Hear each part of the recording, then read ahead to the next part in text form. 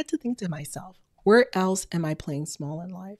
And the story doesn't end there. We even got featured on a Netflix TV show because of that property. So it's been an incredible journey. And it all started with a leap of faith. It all started with stopping the analysis paralysis. It started with taking action. Hello. My name is Dr. Rachel Gainsbrough, and I am obsessed with all things short-term rentals, revenue streams, and helping you navigate your career, real estate, and your busiest and most wonderful seasons of life. So grab your coffee, get comfortable as you get ready to learn and grow with me.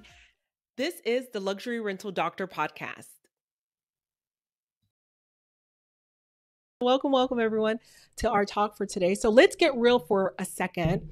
One of the biggest myths that is out there is that you need 25%, 30%, or even more as a down payment to start investing in real estate.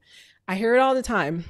And I know a lot of you are thinking, how am I supposed to come up with that kind of cash? Today, I am here to bust that myth wide open and dive into a topic that is a hot button issue for many of you, and that is funding. Getting your funding in order isn't just important, it is the absolute key to unlocking opportunities. It's that first key that you're going to add to your keychain that can change your financial future.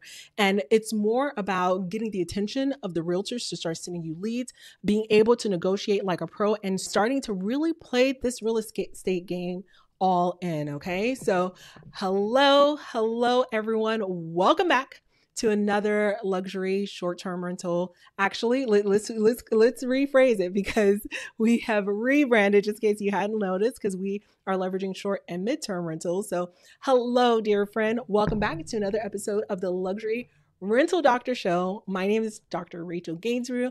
I am your go-to healthcare professional turned real estate investor. We operate out of Georgia, Florida, Tennessee, Texas, Arizona, and Pennsylvania.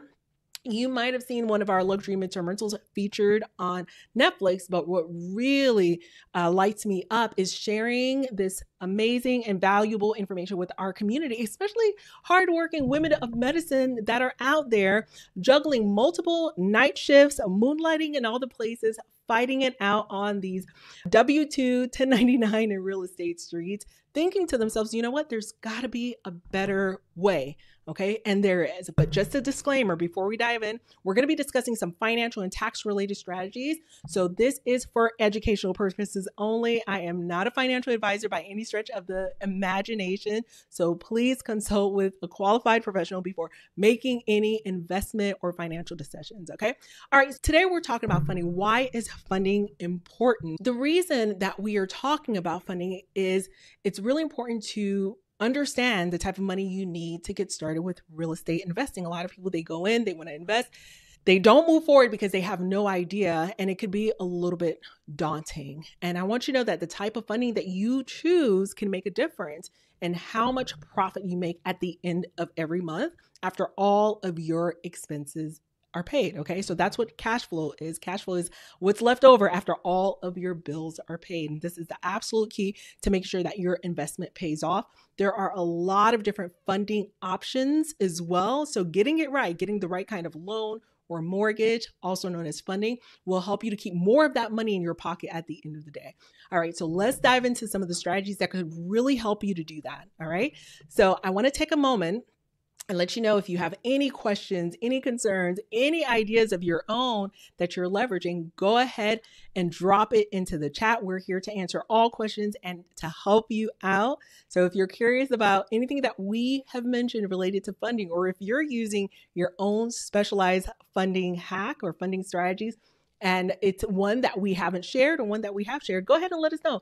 Give us a comment. Let us know what it is that you're doing to build your funding stack. Now, funding stacks, they have to do with two prongs, okay? Funding stacks are the loan products that you're leveraging, for instance, your mortgage, and the down payment products that you're leveraging. It could be just money that's sitting in your savings account, but we'll talk all about that in a moment when we go into your hidden money matrix, okay? So the first portion of the funding stack we're going to talk about are the loans, your mortgages, etc. But before we dive into the nitty-gritty, I want to share a little bit about how we get started in this real estate world. Okay. So my journey started back in 2018, where we got our very first short and midterm rental. And I have to say, for me, at first, it wasn't just about getting investments or accumulating all these doors for ego or anything like that. I just really needed something that was going to work. My husband was already giving me the side eye, like, is she for real right now? We already are in $500,000 in student loan debt. We're finally making some traction. Is she for real right now, trying to get us into more debt with real estate? So I really wanted this particular investment to bring in some meaningful cash flow, not just any type of extra $75 a month or $100 a month. I had to prove it to him, guys. I had to really prove it to him. And that's why we landed on short-term rentals. And we felt as though if we did it correctly, we could build a portfolio of 1 or 2 or 3 properties, small but mighty, that we could then leverage and create a lifestyle that was more in alignment with what we're doing, with our vision for our future, with our crazy work schedules. We weren't looking to take on a whole bunch of properties that were underperforming. Like I mentioned a little bit earlier, back then, my husband and I, we were saddled with $500,000 in student loan debt. We were working 5 jobs between the two of us just to keep our heads above water. We had saved up $19,000 from a brand new part-time remote hospital IT consulting job. So it was everything we had. And we bought our very first property with that $19,000. And it was a 4-bedroom home in our neighborhood for $290,000. We'd found this local lender that was willing to give us a 5% down loan for this investment property. So do not let that escape you for a moment, okay? So some local lenders that are family offices are able to do some of these creative and funky deals as well, which is absolutely amazing. We then took the rest of the money, we went on Facebook Marketplace and we furnished the property. But let me tell you, $19,000, I was nervous. I was asking myself, what if this doesn't pay off? What if Jesse was right all along, right? Who knows if this is going to work? What if we just threw away all of our savings? However, we put the property together, we set it up, and we finally got it listed. The night we went live, I remember going to bed, anxieties on 10, thinking to myself, all of the what ifs came flooding in. But then at 3:00 in the morning, we got that first booking while we were asleep. And let me tell you something. That was an absolute game changer. Suddenly I realized, oh my gosh, there's a way to make money without punching a clock. We made $6,500 that very first month. Our mortgage was around $1,300 to $1,400. The property did so well that we decided, you know what, let's do another one. Why not? And so this second property was larger. I thought to myself, you know what, maybe, just maybe, it would generate $8,000. Okay, I was stretching it. I was thinking, okay, maybe it'll generate $8,000. Dare I think $9,000 a month? I kid you not. But we use a pricing tool. So we have a few tools in our tool chest. And one of our pricing tools is a dynamic pricing tool that sets the nightly rate for our properties. On its own, it uses AI. And so once we use that tool, that's part of our remote hosting tool stack, it automatically adjusted the price based on the vacancies in the market as well as the demand. So it set the 30-day night minimum stay, which is what I wanted to leverage because we're in the process of transitioning our cleaning team. So it set that 30-day minimum night stay at a rate of $28,000 a month. Let me let that breathe for a second. $28,000 a month. I couldn't believe it. I was about to dial it back down thinking, okay, this is an absolute mistake. There's no way. But before I could, the property got booked. And then it continued to average $22,000 a month. And that completely shifted my perspective. Talk about a paradigm shift. Okay. It was huge for me, moving me really from a mindset of scarcity to abundance. I already thought I had an abundant mindset, but you know how there are some things in life that just bust your myths wide open. And that's what we're here to do tonight. So that night, I remember when we got that booking, I had to think to myself, where else am I playing small in life? Where else am I playing small in life? And the story doesn't end there. We even got featured on a Netflix TV show because of that property. So it's been an incredible journey.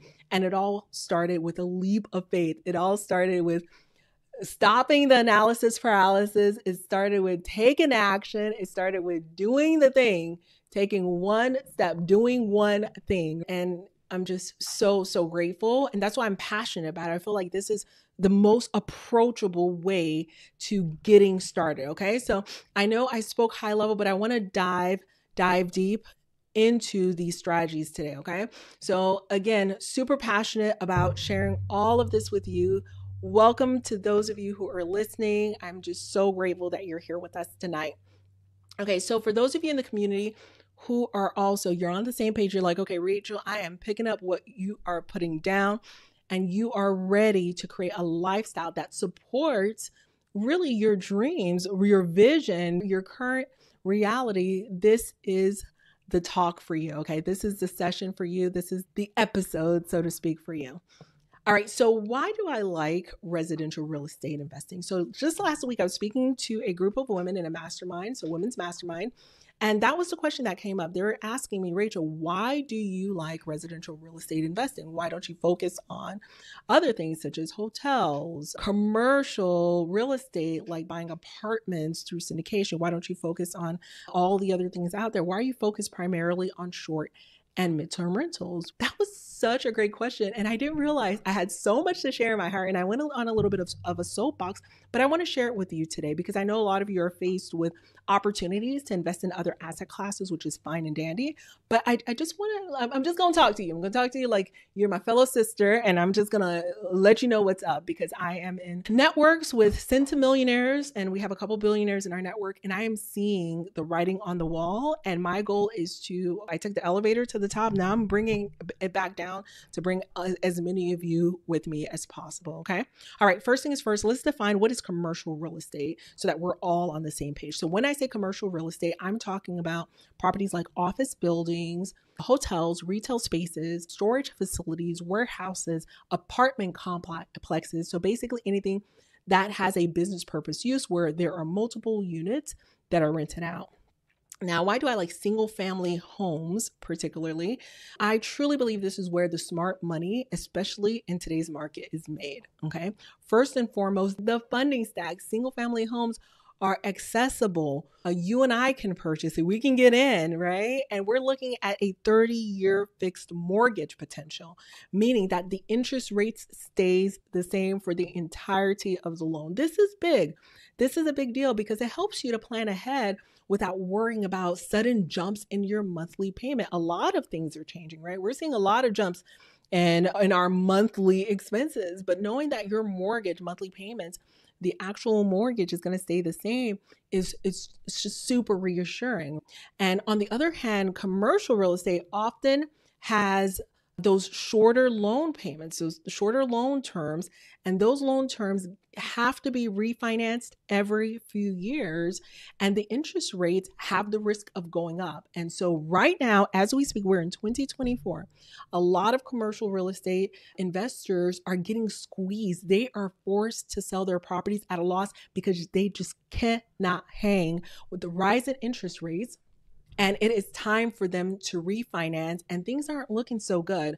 According to a recent report, I think it's called Credit IQ, as the interest rates continue to surge, we're seeing that commercial real estate investors, those with those floating rates, their mortgages are facing a 280% spike. Let me check that for you.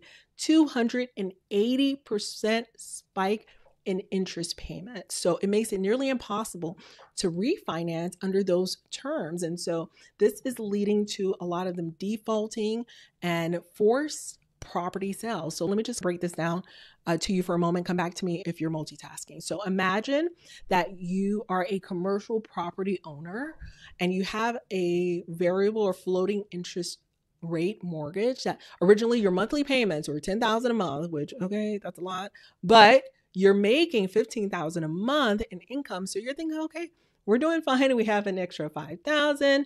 Your mortgage is $10,000. You're getting $15,000 a month in income. Your renters are all paying, and you're saying, yep, we're fine. But now it's refinance season, and the interest rate has risen 280%. So that means your mortgage that was $10,000 now just jumped to $28,000 a month. And suddenly we came from, yep, we're doing fine at $15,000 a month of revenue that's coming in, the rent rolls coming in, to a monthly mortgage payment of $28,000 a month. And I got to tell you, that's devastating. Now you owe more on a monthly basis than what is coming in. That puts you in beyond a tight position. You're essentially upside down. And so this is where some folks are having to sell the property at a loss. Okay. Now, this drastic increase in costs is exactly what is happening to many of our commercial real estate investors today. So much so that I've got 3 doctors clients that came to me recently, each sharing stories about their investments in commercial real estate syndications. Now, I'm not going to name any names at all because I don't think anything was done from a malicious perspective.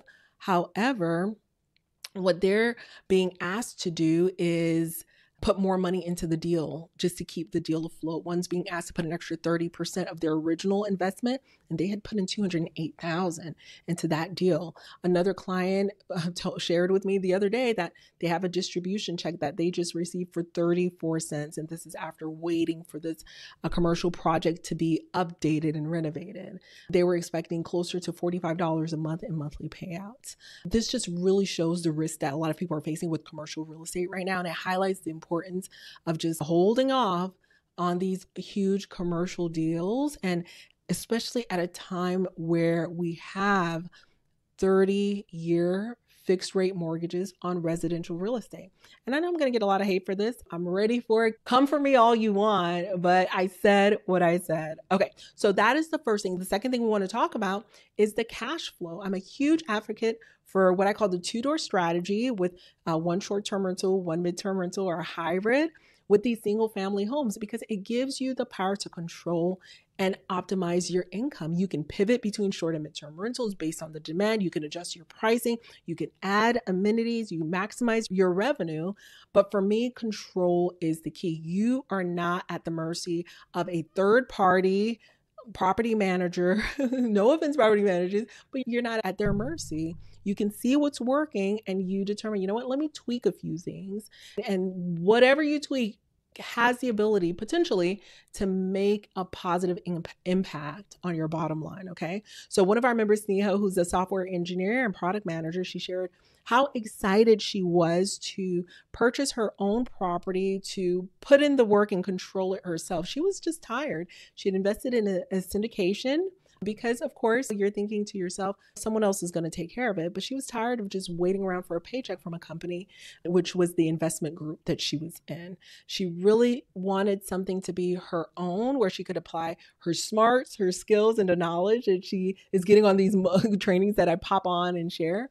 So with her own property, she was able to maximize her rental income. She hosts in South Carolina, where she welcomes graduate students into her home, and it's just been absolutely amazing. And so for her, it solidified her future. The cash flow she's seeing compared to what she was getting from the syndication investment group just pales in comparison. Okay. So there's nothing wrong. I'm not going to say that, but there is a place for passive investing in a syndication for sure, 100%. But I want you to really evaluate what is your life thesis before you go all in on something like that. I think later on down the line, once you've built your wealth, that might be the right place to put all of your eggs, potentially, allegedly. But if you are looking to get your first or second, or really start to maximize your income, I do not recommend it. Okay. Because again, control. So when you control the property, you get to control the profits. On the flip side, with commercial real estate, you're often at the whim of a third party, a property manager, for instance. You're at the whim of the overall market. You're at the whim of fluctuating interest rates, like we mentioned a little bit earlier. Okay. And if something goes wrong, you know what? It puts you in a really dicey situation, and you're waiting and you're hoping that the communication is up to par with these syndication companies. All right. So let's talk about the third advantage. Another reason that I absolutely love single family homes is you have an opportunity for amazing down payments. Okay, so for some of our members, they are leveraging down payments of 5%, like we are. A lot of them are leveraging down payments of 10%. Some are leveraging down payments of 15%, but 10% down, I would say, is pretty much the standard. However, with commercial real estate investing, the down payments are going to be much, much higher. For instance, you have 25% down, you have 30% down. So when it comes to purchasing commercial real estate, say for instance, the property is $1 million property. And if you have a 30% down situation, you know what? We're looking at $300,000 up front.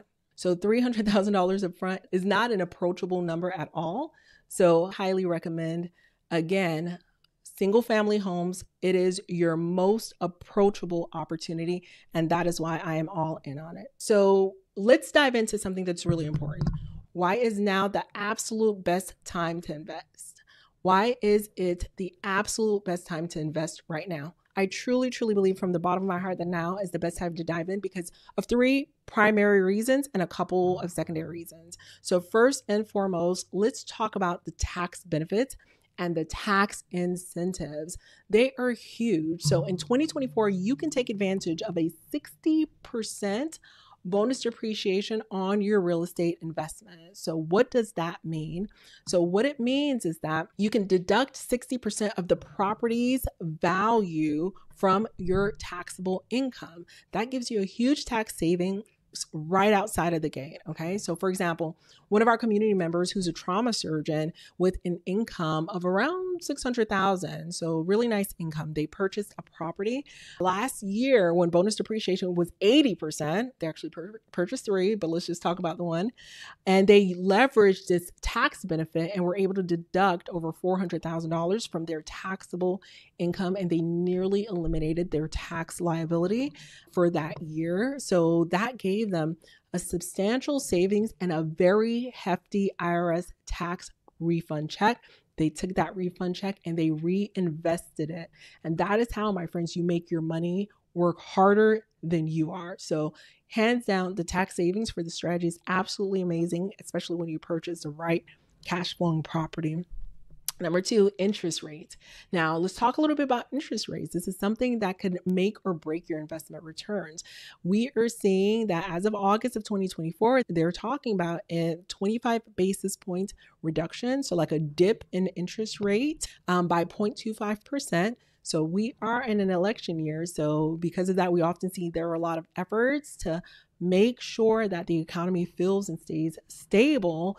And so while we cannot predict exactly what's going to happen, but that dip is a signal that we're going to see some favorable things in our borrowing environment. So really, really important. Next up, we're looking at the rising in inventory levels. So we're starting to see an increase in the rising in the inventory level in a certain number of key markets. Okay. So it really means that we are going to have more properties to choose from. This gives you an opportunity to have the upper hand when it comes to negotiations. When there's more supply than demand, sellers are more willing to make a deal. So we're entering into that. So it's going to be really a great time to jump in. And then a couple of more reasons. I shared the 3 main reasons, but a couple more reasons that I think it's important to consider investing right now in 2024 is that we're also seeing some price corrections that occurred in some markets that previously had a lot of overvalued properties. Markets like Orlando, markets like Nashville, St. Petersburg. These markets had become a bit too expensive for most buyers, but now they're becoming a little bit more affordable. So this means that you can potentially go in and buy a property at a discount compared to just a year ago. The other thing that we're seeing, which is so interesting, I love looking at the market trends for these huge institutional giants. Keep an eye on investors like Blackstone. They are selling off properties at a loss. Okay, let me say that for those sitting in the back. They are selling off properties at a loss. Okay, so we have a tool that we can pull up and see who owns the property, when they purchased it, and so on and so forth. And we saw that there's a property that they had purchased for $368,000 2 years ago. Now they are selling it for $257,000. Okay, that's almost $111,000 loss in just 1 year. So that's huge. And that's not an isolated incident. We're seeing dozens and dozens of properties where this is occurring. So this could be really a ripple effect that leads to more properties coming onto the market at a reduced price. I'm crossing my fingers that we are reading it correctly. So if you're that person that's ready to buy, this is your golden opportunity. It's now you want to start running your market analysis to make this happen, because the stars are truly aligning in the favor of real estate investors right now. Okay. And again, just in review, those are between all the reasons why I said now is the time to invest. You have the tax savings, you have the interest rates that are starting to creep down, you have the rising inventory, you have the declining prices, and the institutional investors offering properties that are at a lower rate than when they purchase. So this is the time to move. Okay. So if you're on the fence, now is the time, the perfect time to dive in and get that first door and then the second door to really start building your portfolio. Okay. Let's dive into phase one of the funding stack. Phase one of the funding stack is the actual loan strategy. What is the mortgage? What is the main need? Okay. So right now, again, we've covered why now is the perfect time to jump in. Let's talk about the funding strategy, your funding stack, part one, and then we're going to dive into part two. Okay. So part one is the funding strategy. Okay. So your funding strategy is your make it or break it. Once you have decided on which market you want to invest in, which is absolutely important, the next big step you need to figure out is how you're going to finance your investment. This is where the rubber really meets the road. We're talking about getting the right kind of funding in place so that you can actually make that purchase and start seeing those returns. When you have your funding in place, you have your pre-approval letter, you get the attention of those real estate agents, and those real estate agents start to send you leads, send you properties. And so it reduces that effort that you are putting in, reduces you fighting for your life, looking for properties all the time. Okay. So definitely bear that in mind. I want to start by exploring three of the most common funding loans that we encounter inside of our community. And then we'll dive into a few more that are a bit more not known or unconventional choices that might potentially meet your needs. Okay. So let's dive into the three most common loans. Number one, in our short-term midterm rental community, the number one most common loan that we are seeing are second home loans. The second most common loan are your debt service coverage ratio loans. Those are your DSCR loans. And the third most common loan are your bank statement loans. Okay. So bank statement loans, which is a business type of loan as well. All right. So let's talk about it. So the first loan is the second home loan. Those are your vacation home loans. This is an absolutely great starting point because it's the conventional route. We call it our vacation home loans. It leverages Fannie Mae or Freddie Mac, so it's backed by the government. I personally love them because you can often get away with a 10% down. But remember, what works for me may not work for you. I already gave you my disclaimer. I'm not a financial advisor, right? But leveraging a 10% down is huge, okay? Really, a lot of our members love to leverage this, but if you're a little bit, I would say, on the more senior side of things, you may want to go with a higher percentage down loan because that, in effect, is going to bring your monthly mortgage payment down as well, okay? So with the Fannie Mae loans or the FHA loans, you are allowed up to 10 of those. But once you start to get around, I would say the fourth and fifth one, your debt to income ratio, aka your DTI, starts getting impacted. So I want you to also take into consideration if you're purchasing a very expensive property, there are jumbo loans as well. If the properties exceed a certain price point, so you want to know your limit. So if you're in the jumbo realm, it's going to be more than that 10% down. Okay. So definitely keep that in mind. All right. So next up is my second favorite loan, which is called the DSCR loan. That's the debt service coverage ratio loan. Now, these loans are designed really with businesses in mind. Okay. So they're a little bit different from your typical loan. The DSCR loan also requires a little bit more of a down payment, like anywhere from 15 to 25% down. But here's the key. they are based on the revenue that is coming into the property, the revenue that the property generates. So it's not based on your personal income typically, which is amazing. So this means that this might be an amazing choice for you if you're looking to purchase more property, you're not looking to impact your DTI. This is the one that you can leverage. And another bonus of this is that you can purchase the property in a business name and an LLC, and it can keep your credit score unaffected as well. Allegedly, talk to your lender, talk to all the people. So that's why we like it. That's what we have seen for working with particular lenders. And so really cool, really dope, really important. Okay. So the next loan that we want to talk about are your bank statement loans. Now, bank statement loans are another funding opportunity or funding method that I've seen that is starting to gain a good amount of traction. And so the important part about bank statement loans is that it works really well for those who say they own a business and they don't have to leverage per se their IRS tax returns.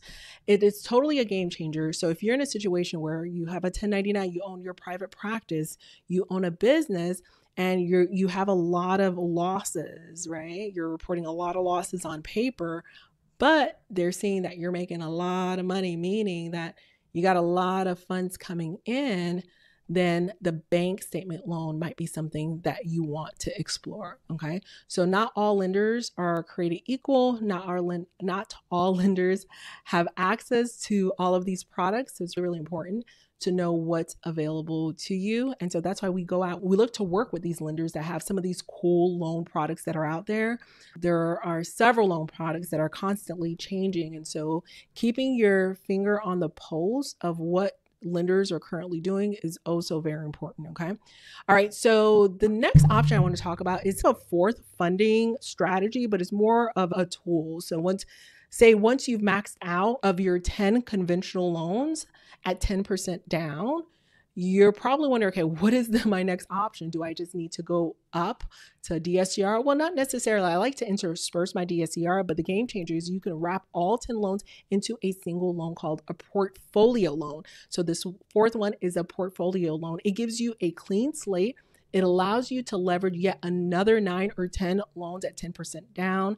And this is super savvy, an amazing way to keep growing your portfolio one property at a time. Okay, so super dope. Wanted to share those 3 strategies plus that bonus fourth, but I want to share a few of the little known strategies that our members and me are using right now to build wealth in real estate. So I want to share a few more. Okay, so one of my absolute favorite strategies is house hacking. I know we're talking about funding, but let's talk about house hacking for a moment because it's important. So house hacking is when you buy a primary home that has an accessory dwelling unit like a casita or granny flat, and you rent out that extra unit to help cover your mortgage and your expenses.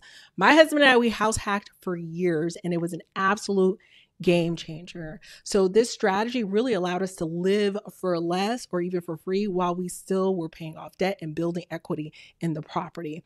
Now, this led us to one of the main loans for our members are leveraging inside of our community, and that is the physician home loan. These loans are perfect for buying a primary residence, perfect for first-time home buyers.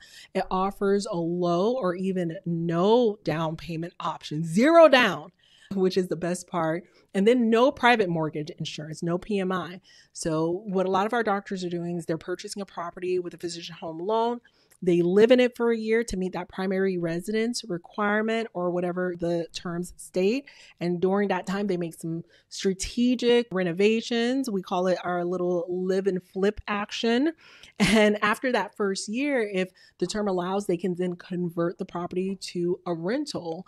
And it doesn't stop there. They may have a spouse who can then leverage another property again using one of those low interest or no down payments as well. So this way they're systematically growing their wealth with real estate, but still we're going to play by the rules, guys. Okay. So all of these loans have their specialized rules. You may think that this is legal, this is not legal. Each loan is different. So definitely assess that. Okay. So this is our little strategy inside of our community. Other loan products that are out there are VA loans that may have competitive rates. So some of you are coming out of the military, right? You can leverage a VA loan for a first home or a primary home loan, again, I want you to be aware of what the terms are before you can flip it and then convert it into a rental. Again, this is a powerful way, amazing and powerful way to get started in real estate, but you want to make sure that you're following the guidelines and you're avoiding any issues down the road. A few of our members, the spouses of the physicians, have leveraged USDA loans. And of course, this is another low to no down payment. And these properties and these loans that I'm referencing are for primary residents oftentimes. So definitely keep that in mind. This falls into the house hacking pillar of our strategy, where you bring your monthly expenses all the way down with the house hacking pillar, because a lot of these offer a government subsidized no down payment that's required, or zero down payment. It's perfect for those who have a moderate income borrowers. Okay.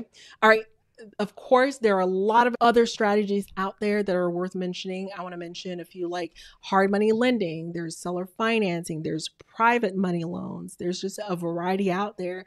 Now, these methods, and there are more out there, are not as commonly used, but they can be powerful in the right situation. So it's really important to note that these options are not always the easiest to acquire or the easiest to navigate or the lowest risk. As a matter of fact, some of them are the hardest and the highest risk.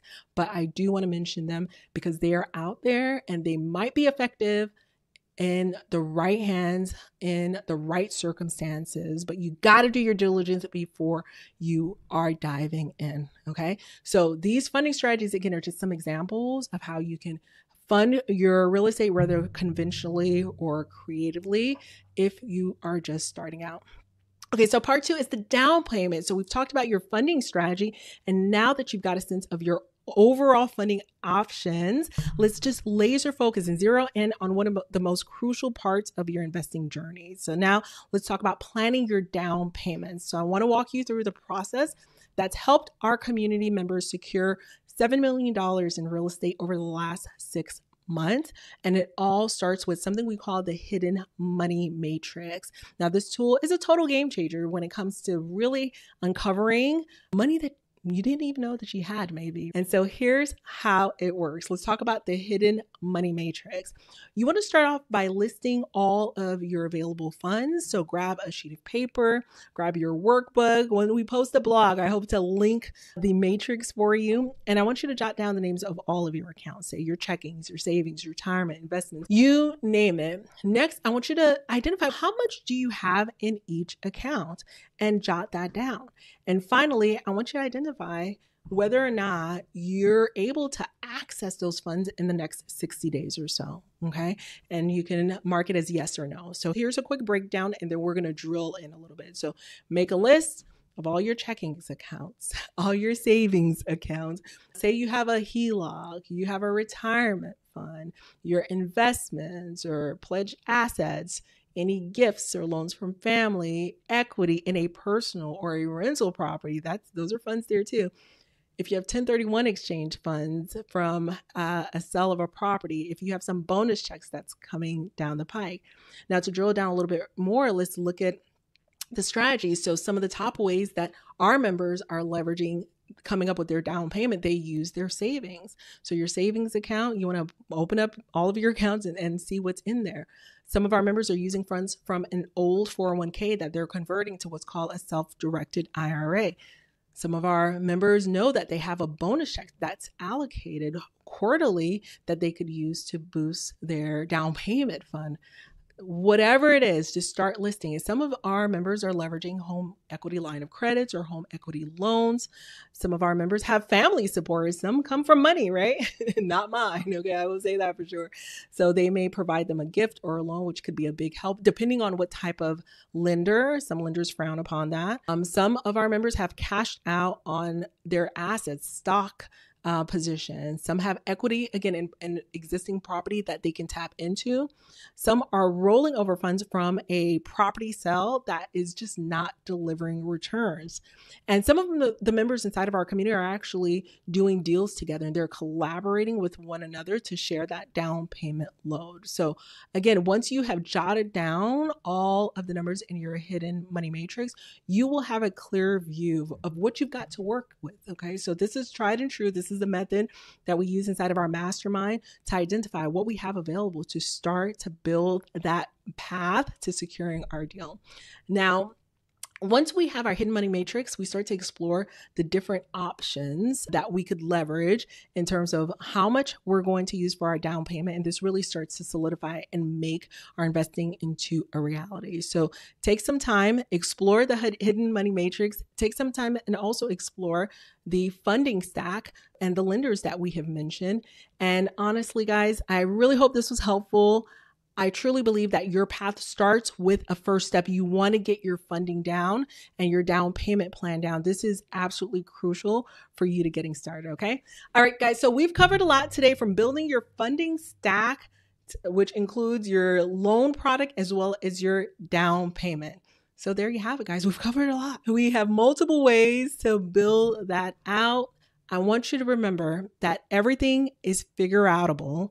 And if one lender says no, keep knocking on doors until you find one. This journey isn't easy, but it is worth it. We have seen members in our community close on $7 million worth of real estate in the last 6 months. So I know it is possible. Stay encouraged, stay focused, and most importantly, stay connected. We are all in this together. I'm here to help you every step of the way.